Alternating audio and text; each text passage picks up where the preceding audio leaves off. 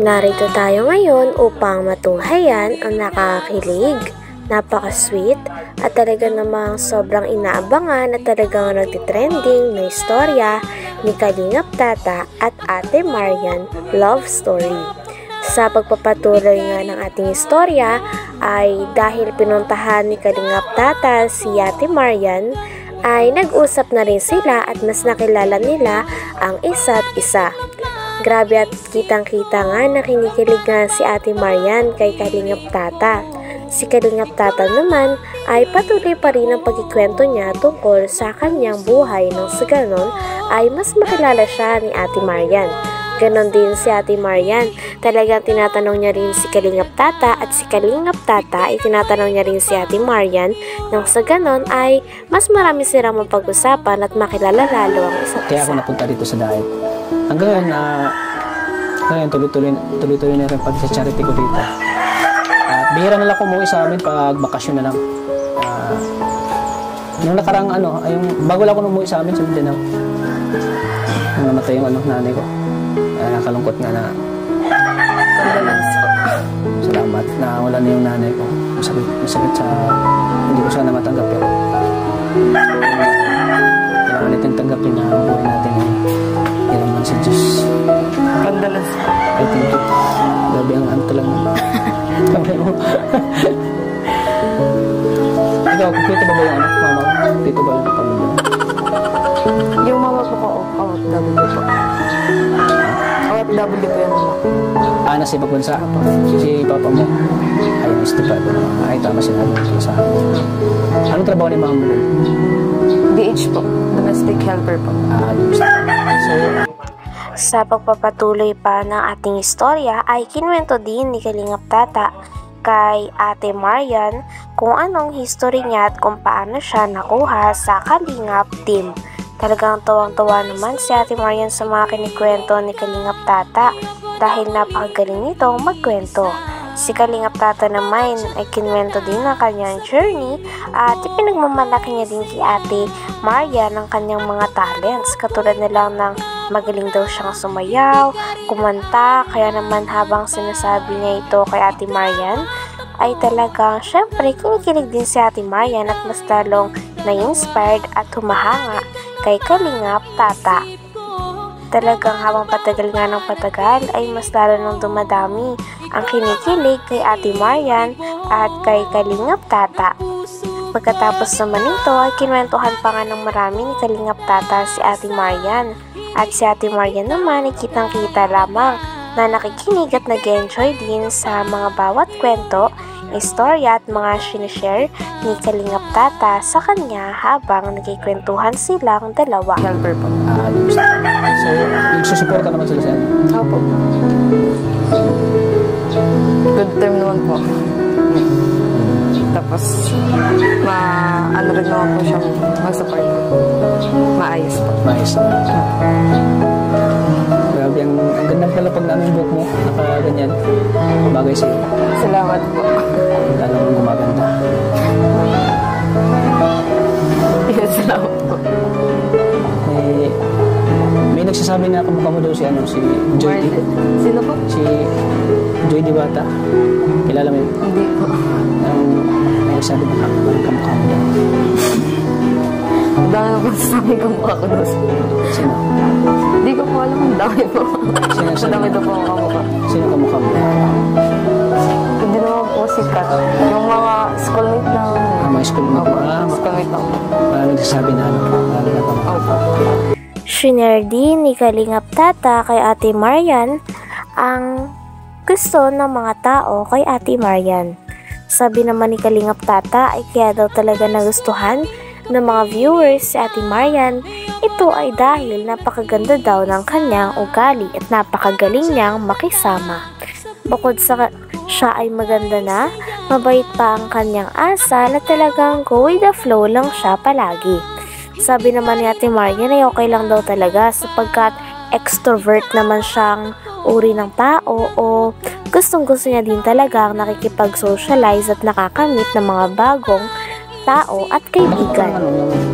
Matagal naman buhok mo? Diyan din? Hindi po.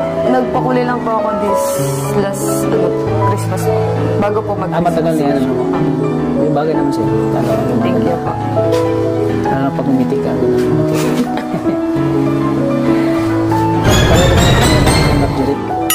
Sana all. Pero wala na yun, nakalimutan ko. At ngayon ay ikaw naman yung bagong nakikilala ko. Kaya masaya ako na nakilala ko. Pero masaya ka ba na nakilala mo? Oh, masaya naman po. Baka napilitan ka lang. Hindi naman po.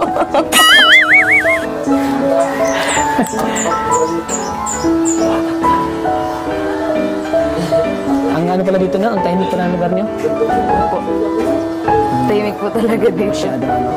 Pero, butit sa tahimik ng lugar niyo, ay may maganda pala kung makilala dito na katulad niyo.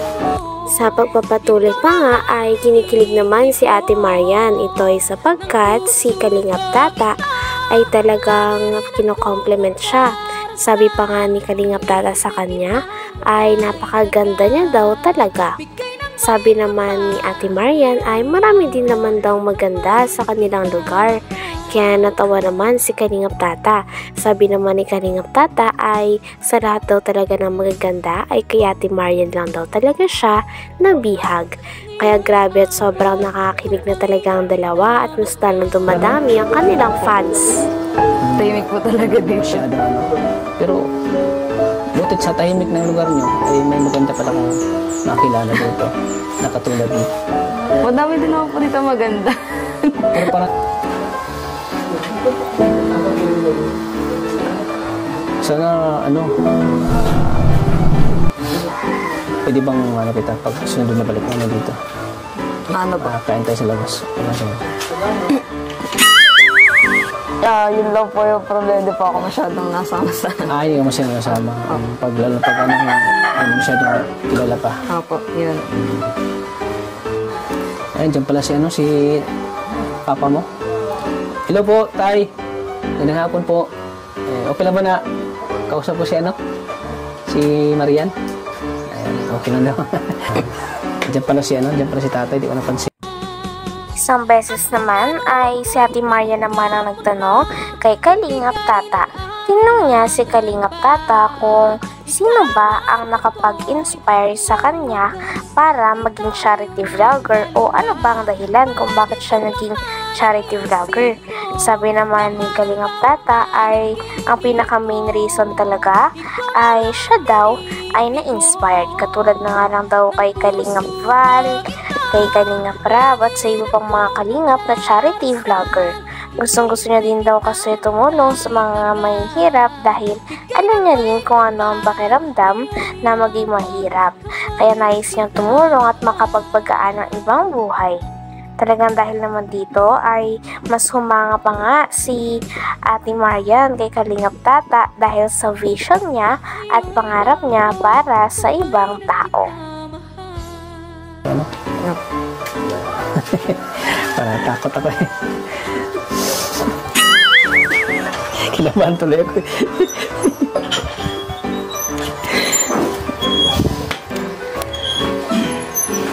Buti pag pag Sabado, hindi ka pa gumagalap sa Sabado? Hindi naman po. Bukas na, mapadayo pa ako bukas. Magsisimba ka bukas? May pupunta po ako para sa research po na. Para sa research na? Oh.